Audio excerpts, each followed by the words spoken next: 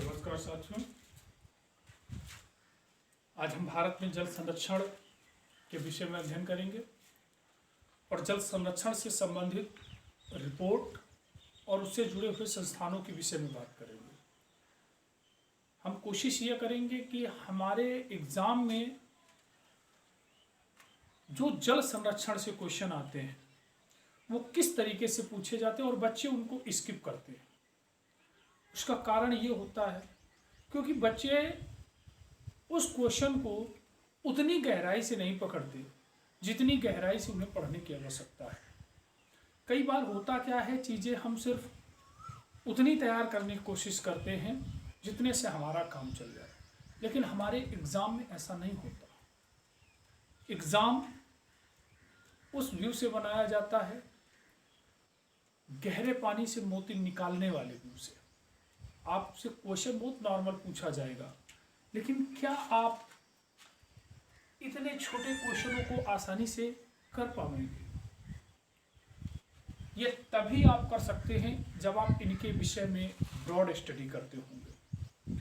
मैंने अभी देखा एग्जाम में सेंदाई से संबंधित क्वेश्चन आया।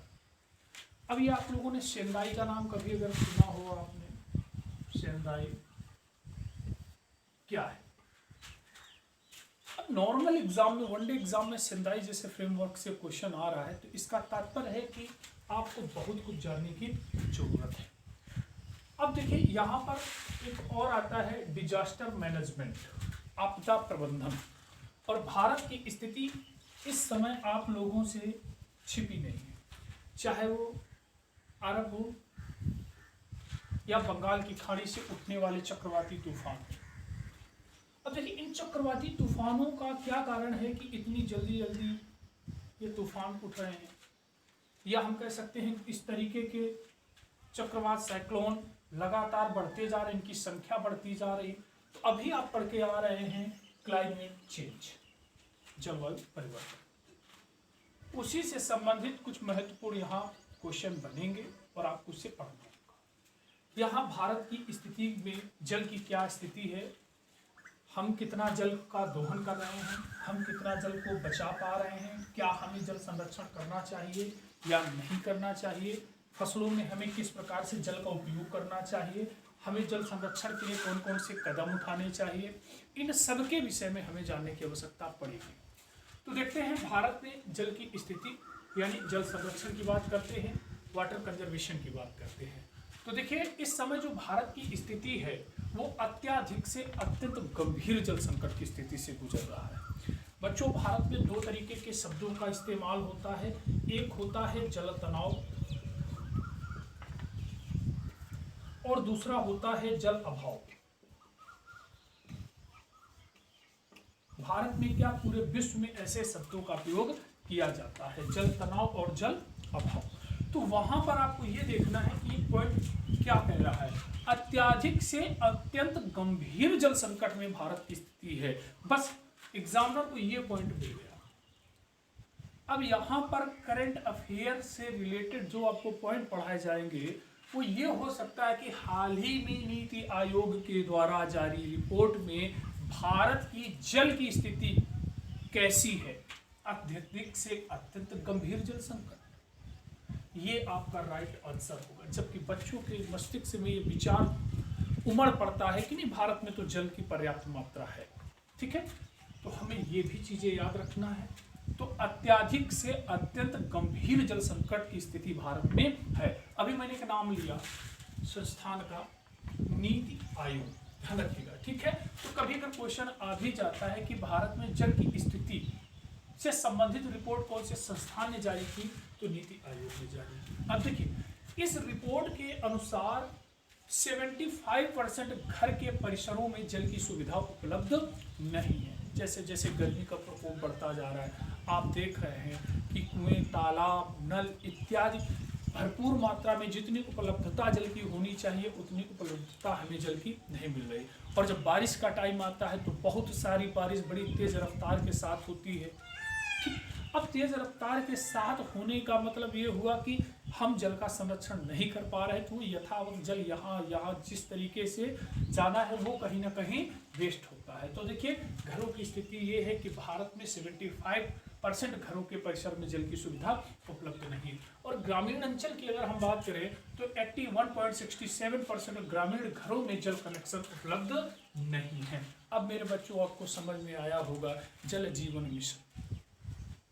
अब बच्चों आपको जल अभियान समझ में आया होगा, वो धीरे धीरे चीजें यहाँ पर जुड़ती चली आएंगी। ठीक है, तो देखिए भारत में वार्षिक प्रति व्यक्ति उपलब्धता जल की क्या है, एक बार हमें यहाँ से भी थोड़ा सा देखने की जरूरत है। तो भारत में वार्षिक प्रति व्यक्ति जो जल उपलब्धता है उसका स्तर हम देख लेते हैं। तो देखिए वर्ष 2011 में एक व्यक्ति को वर्ष में 1820 क्यूबिक मीटर जल मिला करता था। वर्ष 2011 में 1545 क्यूबिक मीटर जल मिला करता था। और आज की स्थिति को अगर हम देखें तो वर्ष 2025 तक, यानी अगर हम इस 21 से 25 के बीच बात करें तो यहाँ पर हमारे लिए एक मुश्किल का समय आता जा रहा है। और वो जो उपलब्धता है प्रति व्यक्ति, जो उपलब्धता है जल की, वो घट करके 1341 क्यूबिक मीटर हो गई है।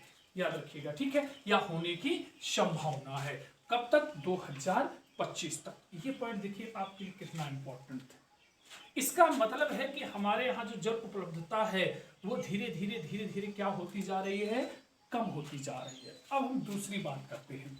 यहाँ पर बस 2 क्वेश्चन आपको हमने बना के दिए हैं, उन 2 क्वेश्चनों को आप गौर से देखिएगा। एक क्वेश्चन आपका मैंने सॉल्व करा दिया है और वो सॉल्व करा दिया है भारत में जल की स्थिति जो है वो अत्यधिक से अत्यंत गंभीर जल संकट की ओर अग्रसर है। और इस रिपोर्ट को जारी किया था नीति आयोग ने, ध्यान रखना, ठीक है। अब हम 2 क्वेश्चन पर और बात करेंगे। देखिए यहाँ पर एक शब्द आया, जल तनाव की स्थिति कितने क्यूबिक मीटर से कम होने पर होती है या होने पर घोषित होती है। आपके पास जवाब है 1200 cubic metre, 1500 cubic metre, 1700 cubic metre, या इनमें से कोई नहीं। जरा आप हमें यह सोचकर बताइए, क्या इस तरीके क्वेश्चन आप बिना पढ़े इनको कर सकते हैं? रटे रटाए पॉइंट आप तैयार कर सकते हैं, लेकिन इन पॉइंटों पर आपको मेहनत करनी पड़ेगी। तो जी हाँ, 1700 क्यूबिक मीटर से कम हो जाने पर ये स्थिति तैयार होती। तो चलिए बताइए, वर्तमान में भारत की स्थिति अगर हम देखें, या हम ये देख लें, दोनों को ले लेते हैं, वर्ष 2011 और 2025 के बीच की अगर हम बात कर लें, तो क्या 1700 से कम है या ज़्यादा है? तो इस समय 1700 से ये कम है। तो भारत में कैसी स्थिति है? जल तनाव की स्थिति।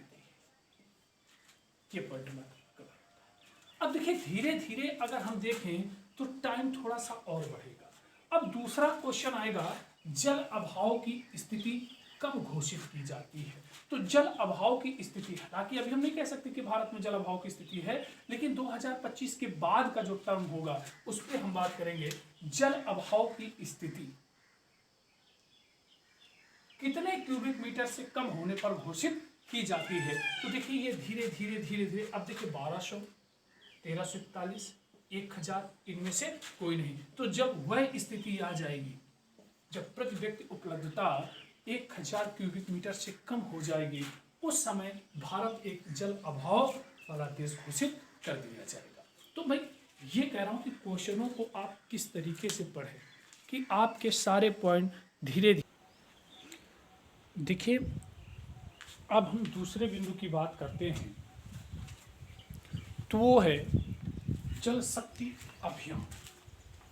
अब देखिए ये जल शक्ति अभियान महत्वपूर्ण और बहुत ही इम्पोर्टेंट रहेगा आपके लिए, यानी हम कह सकते हैं आपके एग्जाम के लिए बहुत ज़्यादा इम्पोर्टेंट रहने वाला है। अब हम जल शक्ति अभियान के विषय में बात करें। अब देखिए ये जल शक्ति अभियान किसके द्वारा शुरू किया गया? तो सबसे पहले आपको याद रखना है, ये केंद्र सरकार के द्वारा, यानी ये केंद्र सरकार की योजना है। एक मेरे दिमाग में क्वेश्चन पॉलिटी से रिलेटेड आ गया, पेयजल आपूर्ति।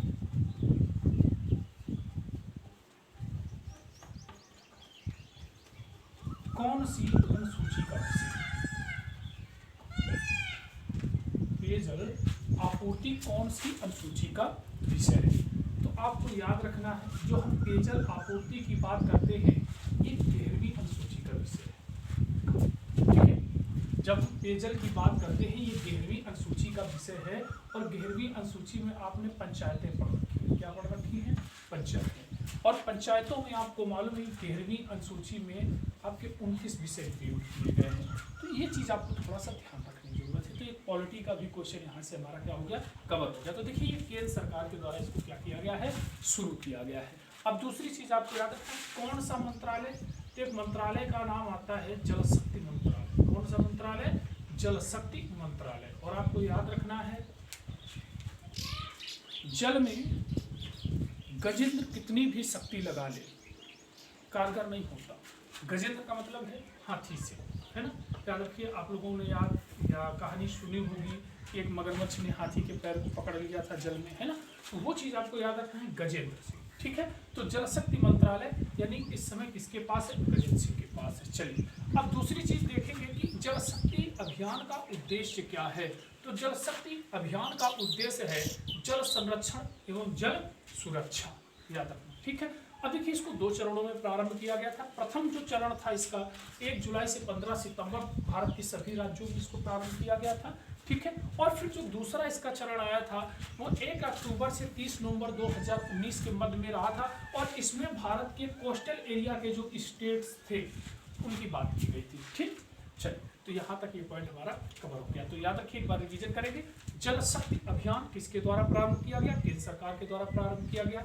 जल शक्ति मंत्रालय के द्वारा इसे लॉन्च किया गया। कौन है वो मंत्री? गजेंद्र सिंह है। उद्देश्य क्या है? जल संरक्षण एवं जल सुरक्षा। प्रथम चरण कब आया था? 1 जुलाई से 15 सितंबर के बीच में सभी राज्यों में इसे लागू किया गया था, इम्प्लीमेंटेशन हुआ था।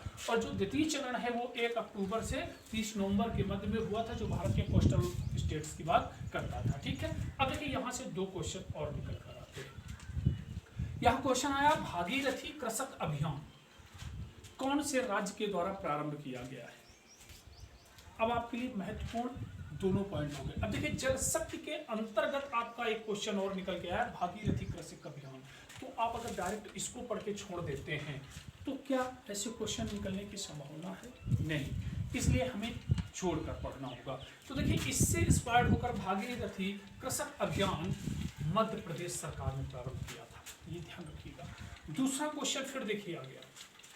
अब दूसरा क्वेश्चन बन के आया, समग्र शिक्षा जल सुरक्षा अभियान कार्यक्रम किसके द्वारा प्रारंभ किया गया? अब ये कार्यक्रम मैं पहले बता दूं, ये है क्या? समग्र शिक्षा जल सुरक्षा अभियान कार्यक्रम से संबंधित आपको ध्यान रखना है, स्कूलों में पाठ्यक्रम में इन चीज़ों को सम्मिलित करना और बच्चों को जल के विषय में या जल संरक्षण के विषय में जागरूक करने का एक अभियान था, ठीक है। अब देखिए यहाँ से आपसे मिनिस्ट्री पूछ सकता है, समग्र शिक्षा जल सुरक्षा अभियान कौन से मंत्रालय के अंतर्गत प्रारंभ की गई?